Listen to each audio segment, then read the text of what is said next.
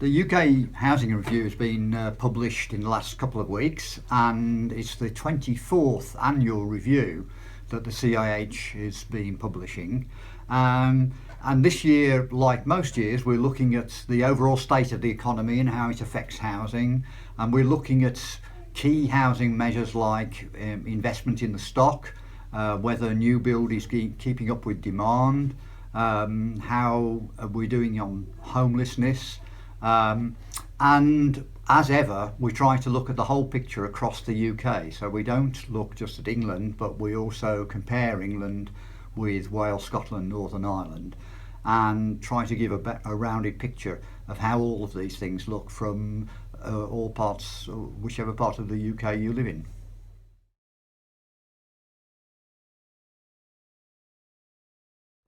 One of the issues that the review looks at is where things stand on the right to buy, which began in 1980, and we've now reached the point where in England nearly 2 million houses have been sold, raising £43 billion, which happens to be the largest ever privatisation of any government property.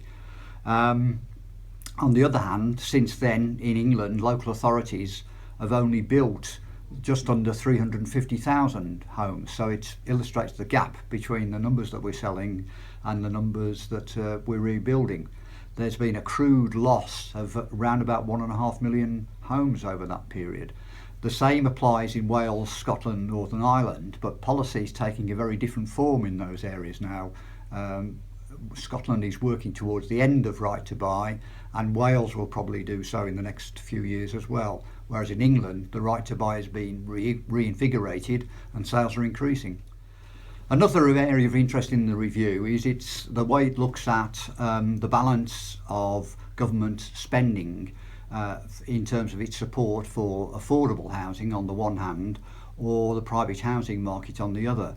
And the figures that are published in the review aren't published anywhere else. We gather them from government departments and we verify them with government departments, but the government simply doesn't publish these figures all in one place anymore like it used to. But rather astonishingly, we're able to show that the government is supporting the private market to the tune of about £40 billion, whereas its support for affordable housing is about £18 billion. So contrary to perhaps what people conventionally think, support for the private market for home ownership and for private developers is much higher than the support which the government provides for affordable rented housing through local authorities and social and housing associations.